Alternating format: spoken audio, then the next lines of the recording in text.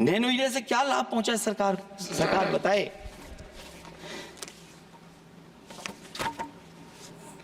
हमारे यहां बड़े बड़े आयोजन हुए सभापति महोदय, इन्वेस्टमेंट मीट के बड़े बड़े आयोजन हुए इन्वेस्टमेंट मीट के, और 5 लाख करोड़ के एमओयू साइन हो गए, 5 लाख करोड़ के। मैं सभापति महोदय, बजट हमारी क्या मदद कर रहा है उत्तर प्रदेश के उद्योग लाने के लिए, और ऐसे आयोजन हुए जिसमें देश के प्रधानमंत्री आए, देश के राष्ट्रपति आए, और देश के जितने बड़े उद्योगपति सब आए थे। लेकिन आज यूपी को क्या मिला वहां पर? किसानों के लिए एग्रीकल्चर सेक्टर में बड़े बड़े एमओयू हुए, लेकिन आज जमीन पर कुछ नहीं दिखाई दे रहा है। मुझे याद है समाजवादी सरकार में, क्योंकि देश का सबसे ज्यादा उत्पादन दूध का अगर कहीं हो रहा है तो उत्तर प्रदेश में हो रहा है, और उस उत्पादन को बढ़ावा देने के लिए और इन्वेस्टमेंट लाने के लिए उस समय की सरकार ने फैसला लिया कि अगर बाहर से भी कोई डेयरी या डेयरी प्लांट लगाना चाहेगा तो उसमें सरकार सहयोग करेगी। और परिणाम यह हुआ कि गुजरात की 3 अमूल प्लांट लग गए यूपी में। तो मैंने उद्घाटन किए, एक डेयरी से हुआ तो देश के प्रधानमंत्री जी ने किया। लेकिन उसके बाद कोई नया प्लांट आया हो तो बता दें। जो अमूल से पुरानी संस्था है, क्या उसका सहयोग कुछ करेंगे आप लोग? क्या आप पराग का सहयोग करेंगे कुछ? न केवल दूध उत्पादन में उत्तर प्रदेश आगे है, बल्कि चीनी में और गन्ने की पैदावार में भी कभी आगे कभी पीछे होता है। किसानों को भरोसा दिलाया गया था कि उनकी भी आय 2 गुनी हो जाएगी, उनको भी बहुत सुविधाएं दी जाएंगी, बिजली फ्री दी जाएगी। सभापति महोदया, उन्हें फ्री बिजली नहीं दी सका। यह आश्वासन था आपका। और आज अगर उत्तर प्रदेश पिछड़ इसलिए रहा है क्योंकि सबसे महंगी बिजली अगर कहीं कोई पा रहा है तो उत्तर प्रदेश पा रहा है। और मुझे याद है, क्योंकि बात ये मुझे इसलिए कहना चाहिए, बीजेपी के एक विधायक जो सबसे बुजुर्ग थे, वो देश के प्रधानमंत्री जी के क्षेत्र में बिजली 24 घंटे आए, उसके लिए वो धरने पे बैठ गए थे। वहां के अधिकारियों ने कहा कि बुजुर्ग हैं, इनका स्वास्थ्य बेहतर नहीं है, इनका धरना आप उठवा दीजिए। मैंने सभापति महोदय उनको बुलाया, मैंने उनकी बात सुनी। उन्होंने कहा कि प्रधानमंत्री जी के क्षेत्र में 24 घंटे बिजली होनी चाहिए। उसी दिन मैंने फैसला ले लिया कि प्रधानमंत्री के क्षेत्र में 24 घंटे रहेगी बिजली। और मैंने उससे मांग की सभापति महोदय कि उत्तर प्रदेश देश के प्रधानमंत्री को बनाने में सबसे बड़ा सहयोग किया है, इसका कम से कम बिजली का कोटा तो बढ़ जाए यूपी का। वो 8 साल हो गए, उत्तर प्रदेश ने देश के प्रधानमंत्री को तो दे दिया, लेकिन अभी तक बिजली का कोटा नहीं बढ़ा। हमें उम्मीद है 11 शुभ होता है, इस 11वें बजट में कुछ तो सुविधाएं ऐसी उत्तर प्रदेश को दी जाएंगी जिससे वहां के लोगों को लाभ पहुंचे, मदद पहुंचे।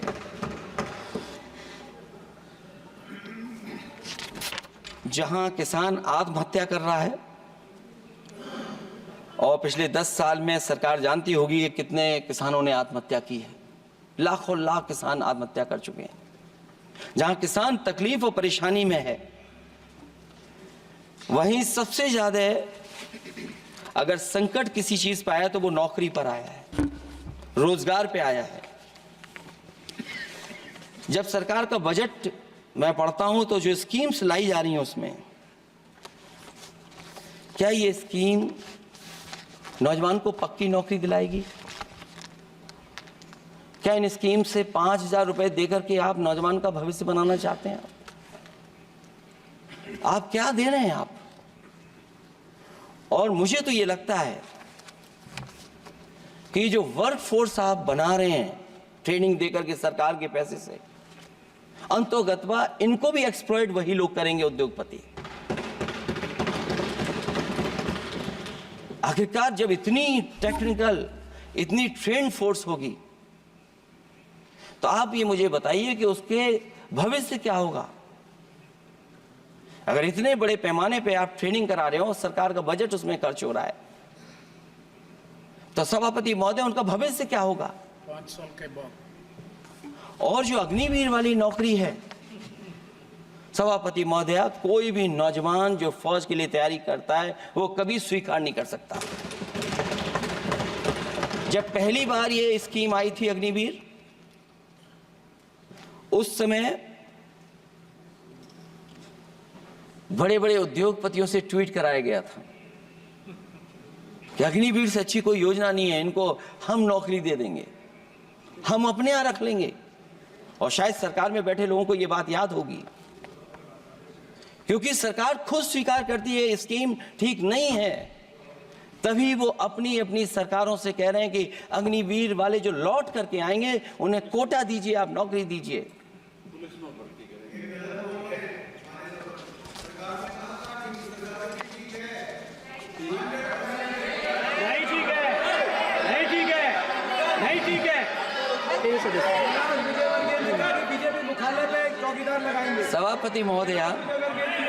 सभापति महोदय, मैं बैठ जाता हूं, आप खड़े होकर के कह दीजिए अग्निवीर व्यवस्था अच्छी है। मैं इस सभा में खड़े होकर कहता हूं, उस राज्य से तो हिमाचल प्रदेश से, जिसने पहला परमवीर चक्र विजेता मेजर सोमनाथ शर्मा दिए। कारगिल के युद्ध में सबसे ज्यादा शहीद होने वाले हिमाचल प्रदेश के वीर नौजवान थे। 4 परमवीर चक्र विजेता हुए, उसमें से 2 कैप्टन विक्रम बत्रा और सूबेदार संजय कुमार हिमाचल प्रदेश से हुए। और मैं कहता हूं, जी हां, जो लंबे समय से मांग थी 1 रैंक 1 पेंशन की, किसी सरकार ने पूरी नहीं की, वो नरेंद्र मोदी जी की सरकार ने यहां पर पूरी की है। और मैं एक बात और कहता हूं, अखिलेश यादव जी सुन ले, अग्निवीर में 100% एम्प्लॉयमेंट की गारंटी है और रहेगी। माननीय सदस्य साहब अपनी बात। सभापति महोदय, जो मैंने बहुत छोटा सवाल पूछा था, मैं दूसरी बात कहता हूं। अगर ये जो बात आप कह रहे हो, तो आपको जरूरत क्यों पड़ रही कि आपको उत्तर प्रदेश में और प्रदेशों में कोटा देना पड़ रहा है 10%? सभापति महोदय, सभापति महोदय, सभापति महोदय, बैठिए। सभापति महोदय, जहां तक परमवीर, रुक जाइए।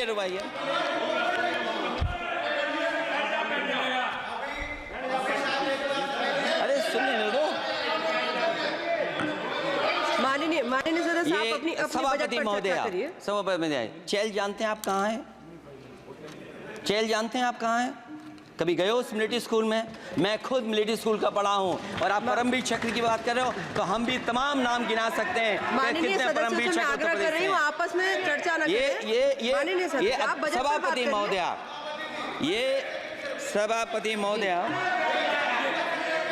जी 1 मिनट से भी कम, मैं आपके सामने कहना चाहता हूं, ये तो केवल मिलिट्री स्कूल गए हैं। मैं आज भी टेरिटोरियल आर्मी के 124 रेजिमेंट में कैप्टन के रैंक पे अपनी सेवाएं दे रहा हूं। अखिलेश जी, केवल ज्ञान मत बांटिए। राहुल गांधी जी के साथ बैठकर अब वहां बुलाने का झूठ बोलने की आपको आदत पड़ गई। प्लीज बैठिए, प्लीज। माननीय सदस्य से मैं आग्रह कर रही हूं, आप अपनी बजट पर चर्चा करें। सभापति महोदय, आपका समय पूरा हो गया है, मैं प्लीज कंप्लीट करिए। सभापति महोदय, मैं इसलिए नहीं कह रहा, मैं क्या बात कहना चाहता हूँ, शायद मंत्री जी नहीं रहे इसलिए तकलीफ परेशानी ज्यादा है। और आप, अरे हमारा दर्द नहीं समझोगे, हम आपका दर्द चेहरे से पढ़ते हैं। अच्छा, दर्द मैं बताता हूँ, माननीय सदस्यों से मैं आग्रह कर रही हूँ, सभापति महोदय, दर्द मैं बताता हूँ। बजट पर चर्चा करिए, प्लीज बजट पर चर्चा सभापति जी, दर्द मैं बताता हूं। देखिए, दर्द बात पहुंचेगी कि नहीं पहुंचेगी। सभापति महोदय, उत्तर प्रदेश से जब से हारे हैं तब से कोई नमस्कार नहीं कर रहा है। तकलीफ वो है आपको। कंप्लीट करिए। वो माननीय वीडियो सदस्य, हमने प्लीज देखा कंप्लीट है करिए, प्लीज कि कंप्लीट कोई करिए। किसी को नमस्कार नहीं कर रहा है, कोई किसी को देख नहीं रहा है। चलिए, धन्यवाद माननीय और जो अपने आप को बहुत ताकतवर कहते थे आप अपने आप को, जिसने हराया उसको नहीं ये हटा पा रहे हैं। अब बात समझ में नहीं आई ना? माननीय सदस्य, जिसने हराया उसको नहीं हटा पा रहे। और अगर माननीय सदस्य, सभापति प्लीज, महोदय, माननीय अग्निवीर सदस्य। व्यवस्था समाजवादी लोग स्वीकार ही नहीं कर आप सकते। बजट पर पूरी अपनी बात सभापति रखिए। महोदय अग्निवीर स्वीकार नहीं कर सकते। आप अपनी जब भी चर्चा हम रखिए, सत्ता कोई में दिक्कत आएंगे, नहीं। साल 2 साल, ये चलने वाली सरकार नहीं है, गिरने वाली सरकार है, याद रखना आप। माननीय सदस्य, और देखिए, आप क्यों नहीं समझ रहे हो? साइकिल हमारा चुनाव चिन्ह है, साइकिल ही आपको सरकार चलवा रही है। जिस दिन साइकिल हट गई, आप कहाँ बैठे मिलोगे? और दूसरे हमारे साथी हैं जो हमें लेकर के यहाँ लाए थे। माननीय हम यहाँ सदस्य से मैं छूट गए, आग्रह कर वो रही चले हूँ, गए वहाँ। कंप्लीट करिए। सभापति महोदय, मैं प्लीज 2-3 बातें कहता हूँ यूपी को लेकर के, मैं मांग करता जी, हूँ। कंप्लीट करिए आप। सभापति महोदय, चंबल एक्सप्रेस वे बनना चाहिए, क्योंकि देश का सबसे बड़ा एक्सप्रेस वे जो 1 लाख करोड़ का बना है, वो दिल्ली मुंबई से है। और यूपी को क्यों नहीं जोड़ रहे हैं आप? गंगा को लेकर के सब चिंतित हैं। गंगा की सफाई अभी नहीं हुई है। जो बजट गया पता नहीं कहाँ चला गया, किसी को नहीं पता। जैसे पानी बहा वैसे ही बजट भी चला गया। दूसरा, क्योंकि मंत्री जी बैठे हैं, वो जानते होंगे मंत्री जी कि देश की सबसे अच्छी लाइन सफारी बनी है इटावा में, और उस लाइन सफारी को बनाने में हम लोगों को बहुत समय लगा, क्योंकि एक लाइन सफारी, एनिमल सफारी अगर बननी हो, उसको बनाने में बहुत टाइम लगता है, बहुत जगह से परमिशंस लेनी पड़ती हैं। हम लोगों को परमिशंस नहीं मिली, और क्योंकि वो प्रोजेक्ट अच्छा है, एशियाटिक लाइन्स की ब्रीडिंग शुरू हो गई वहाँ पर। ये सरकार इसलिए नहीं शुरू करना चाहती है क्योंकि वो समाजवादियों ने बनाई है। पहली बार देश में एशियाटिक लाइन्स पैदा हो रहे हैं। नहीं, वहाँ पर इटावा में पहली बार हो रहे हैं, और वो इसलिए नहीं शुरू कर रहे हैं। और वो शेर मैं बता दूं आपको, शेर आया था कि कोई और आया था, वो कहानी मैं नहीं पढ़ूंगा यहाँ पर। फिर मैं बोल दूंगा तो फिर कहोगे कि क्या बोल दिया मैंने, इसलिए मत बुलवाइए तो ही अच्छा है। कि कुछ तो धन्यवाद माननीय सदस्य, धन्यवाद। कुछ मत बुलवाइए मुझसे। सभापति महोदय, मैं ये कहना चाहता हूँ कि लाइन सफारी, एनिमल सफारी उस क्षेत्र की, यूपी की प्राइड है वो, कि पहली बार ब्रीडिंग सेंटर एशियाटिक वहाँ पर बन गया है। दिल्ली की सरकार और यूपी की सरकार मिलकर के उसको शुरू नहीं होने दे रही है। मुझे उम्मीद है कि उसको शुरू करवा देंगे आप।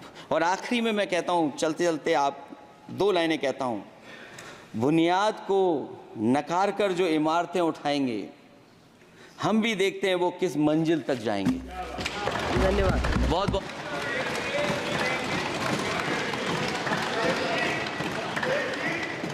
अखिलेश जी, कुछ ज्ञान माननीय विपक्ष के नेता को भी दे दीजिए।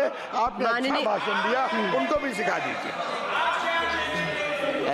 हालांकि अयोध्या को मैंने कहा हम काम नहीं रोक रहे हैं, लेकिन सभापति महोदय मैं कहना चाहता हूं, इन लोगों का कौन टाउन प्लानर है, कौन आर्किटेक्ट है, मैं नहीं जानता हूं, लेकिन ये जब सरकार से चले जाएंगे तो विश्व की सबसे बढ़िया नगरी अगर कोई बन करके दिखाएंगे तो वो अयोध्या नगरी होगी। माननीय सदस्य, क्योंकि इससे बड़ा सम्मान और कोई नहीं हो सकता। माननीय सदस्य श्री नवस कनी जी।